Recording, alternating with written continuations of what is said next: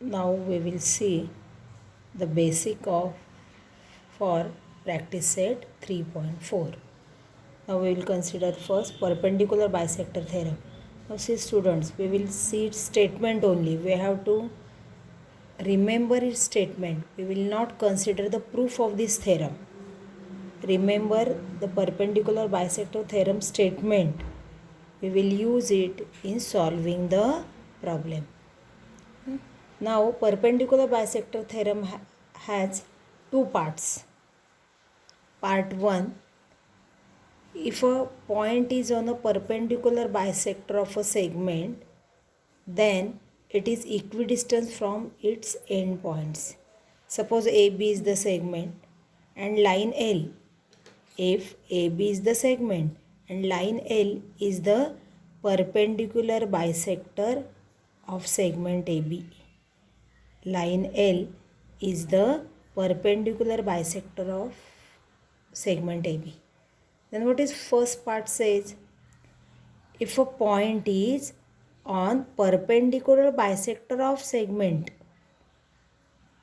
then it is equidistant from the end points of that segment.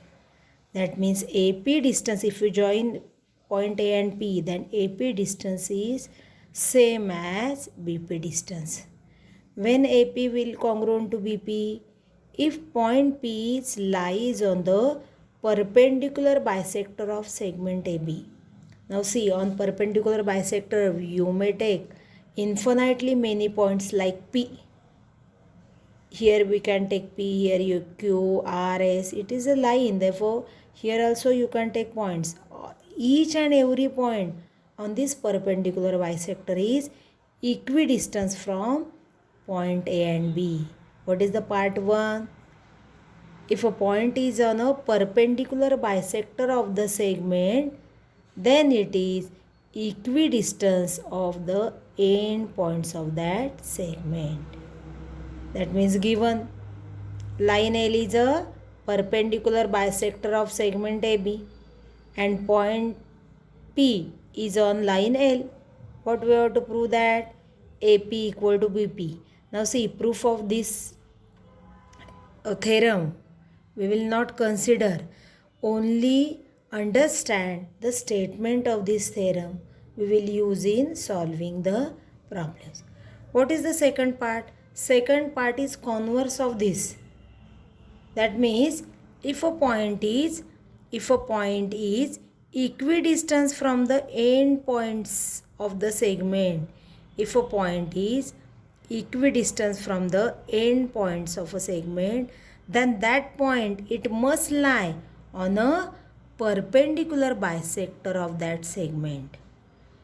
Part 2 is the converse of part 1. If a point is equidistant from the end points of that segment, then that point must lie on a perpendicular bisector of that segment. That means given, what is given? Point A is equidistant from point P and Q. That is PA equal to QA. What we have to prove? That that point A lies on line L. Line L, what is line L? Line L is the perpendicular bisector of segment PQ. Now that means we have to remember here only two things. If a point is on a perpendicular bisector of segment, it is equidistant from the end points. And conversely, if a point is equidistant from the center, it must lie on the perpendicular bisector of that segment. It is nothing but the perpendicular bisector theorem. Now, see, similarly, there is angle bisector theorem. There is angle bisector theorem. There are also two parts. In this theorem also we will consider only statement and not proof. Understand this statement clearly, then we can use it in solving the problem. Remember this statement only. What is part 1? If a point is on angle bisector if a point is on angle bisector, it is equidistant from the end points of the angle. Now suppose this is angle ABC and ray BQ is the angle bisector. Since it is angle bisector, these two angles are congruent. If it is 30, this is also of 30 degree. You can draw this figure also or see these angles are congruent or not. Draw angle bisector of angle ABC. Then these two angles are congruent. If it is of 30, this is also of 30 degree. Or if it is 35, it is also of 35. If a point is on an angle bisector, then it is equidistant from the sides of the angles. Now see, for angle ABC, ray BA and ray BC are the sides. Point P is on angle bisector. Then what we can write? If point P is on angle bisector, it is equidistant from the sides of the angles. That means if we measure distance PA and distance PC, then they are congruent. When if point P is on angle bisector, if PA equal to 4 centimeter, PC must be 4 centimeter. Then what is the first part of angle bisector? If the point is on angle bisector of angle, then it is equidistant from the sides of that angle. Ray BQ is the angle bisector of angle ABC. Point P lies on the ray BQ. What we have to prove that? Segment PA equal to segment PC. You can draw figure and you can draw angle bisector. If it is an angle bisector and if you take any point on that, then it is equidistant from the sides of that angle. That means you have to draw perpendicular from P to A and from P to side ray BC. Then these two distances are congruent. Now part 2 is the converse of first one. That means if a point is equidistant from the sides of the angles, if the point is equidistant from the sides of the angle, then that point must lie on the angle bisector of that angle.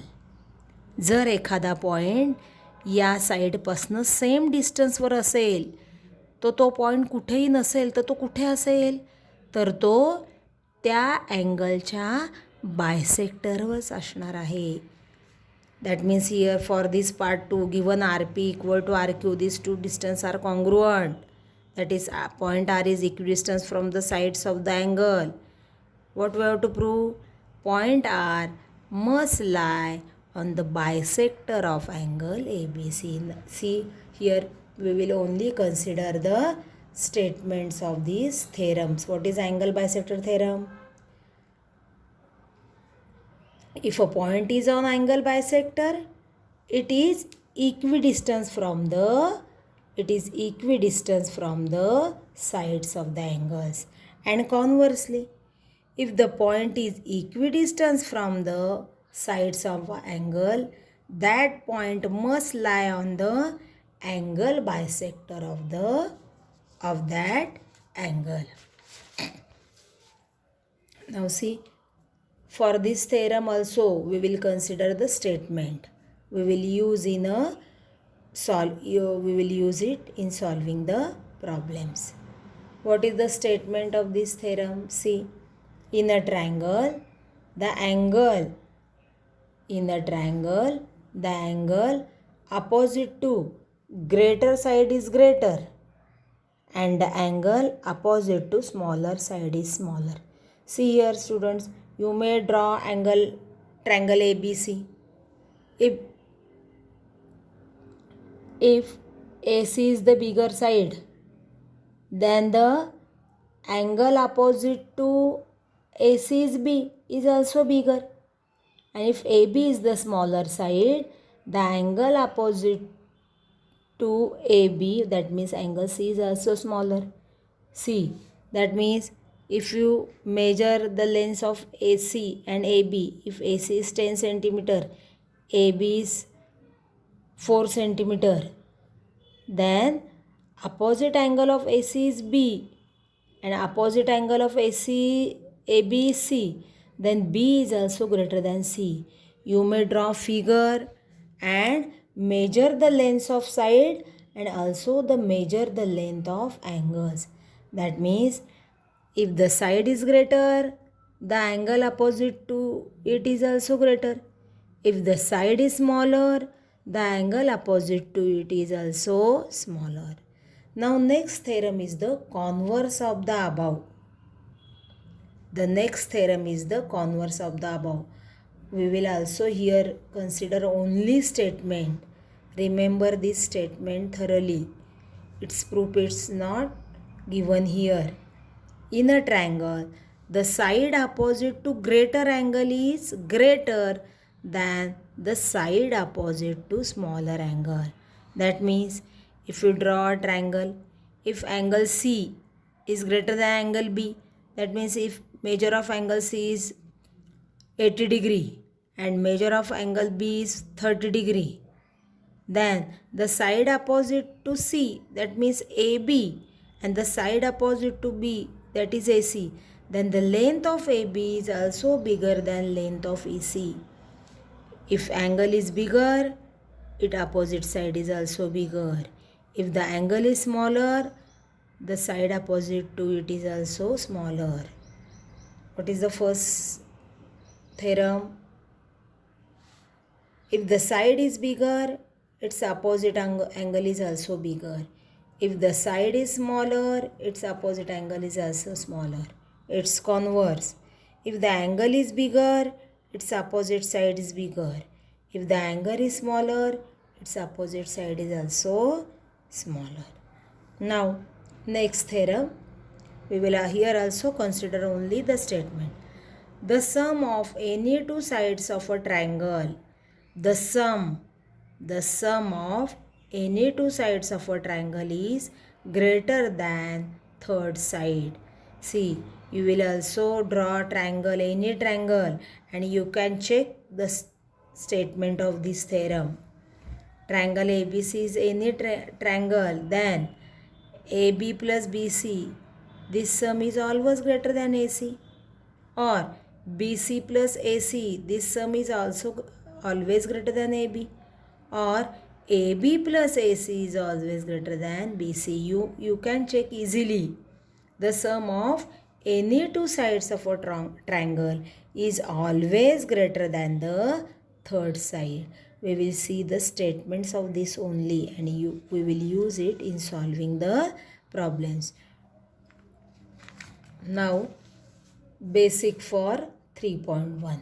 Now see, you can see here figures.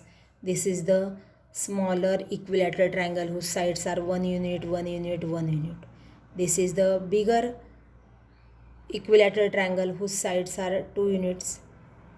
Here it is smaller square and this is the bigger square. This is a smaller circle and this is the bigger circle. That means in all these three, figures are having same shapes.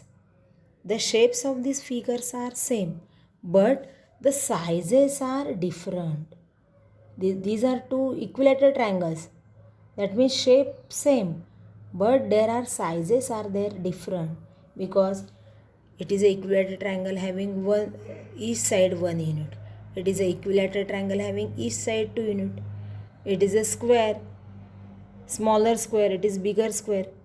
And these figures are called as a similar figures. Figures having same shape but different sizes are called similar figures. Now see, we will consider similarity of triangles. Similarity of triangles. Now see, I have drawn here two triangles, triangle ABC and triangle PQR. Now length of AB is 2 unit, that of BC 3 and AC is 4 unit. In triangle PQR, length of PQ is 4 unit, that of QR 6 unit and that of PR is 8 unit. Now see, in triangle ABC and triangle PQR, if you take the ratio of the corresponding sides, see AB upon PQ, this is 2 upon 4. If you divide, we will get 1 upon 2. Now take the second corresponding pair, BC upon QR, which is 3 upon 6. If you divide, it is 1 upon 2. If you take the third pair, AC upon PR, it is 4 upon 8, which is again 1 upon 2. That means here AB upon PQ, this ratio is same as BC upon QR, is same as AC upon PR. That means in these two triangles, the ratio of the corresponding side is congruent. The ratio of the corresponding side is congruent. And suppose angle A is congruent to angle P, angle B is congruent to angle Q, and angle C is congruent to angle R. Then we say that triangle ABC is similar to triangle PQR. See, similarity of triangles. When we say that two triangles are similar if the corresponding angles are congruent. The corresponding pairs of angles are congruent and the ratio of the corresponding sides are congruent. The ratio of the corresponding sides are congruent. Then we say that these two triangles are similar.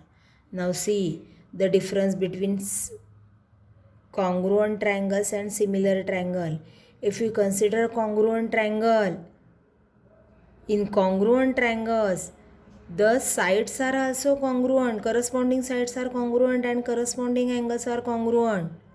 In congruent triangles, the corresponding sides are congruent and the corresponding angles are congruent.